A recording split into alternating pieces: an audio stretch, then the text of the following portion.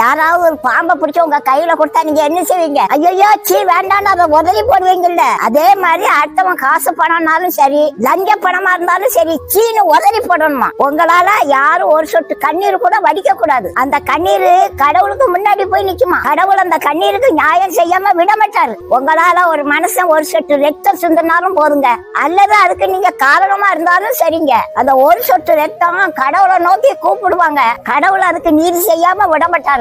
நீங்க வாழ்க்கையில முன்னேறதுக்கு எந்த தொழிலும் செய்யலாம், ஆனா அடுத்தவனை கெடுக்கணும்னு ஒரு தொழிலும் செய்யக்கூடாது. வாழ்க்கையில உங்களால ஒரு மனுஷனுக்கும் பாதிப்பு வராம பாத்துக்கிடுங்க.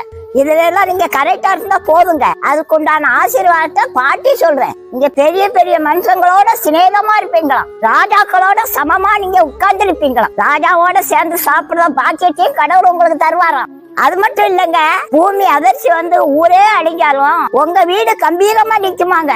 கண்மலையே உங்க வீட்டுக்கு பாதுகாப்பா இருக்குமாங்க. நீங்க 120 வருஷம் வாழ்ந்தாலும் நீங்க நல்லா சாப்பிடுவீங்களாம். சுகர் பிரஷர் இருக்குன்னு எதையும் கடிக்க மாட்டீங்களாம். நாளைக்கு சீவன் போறதா இருந்தாலும் இன்னைக்கு மட்டன் பிரியாணி சாப்பிடுவீங்க. ஒரு நாளும் தாகத்தால உங்க நாக்கு வறண்டு போகாதாம். இத பாட்டி சொல்லலங்க, கடவுளே சொல்றாரு. அதனால நீதி நேர்மையா வாழுங்க. ஒரு கொம்பனும் உங்களை ஆட்டவோ அசைக்கவோ முடியாது. Download ShareChat.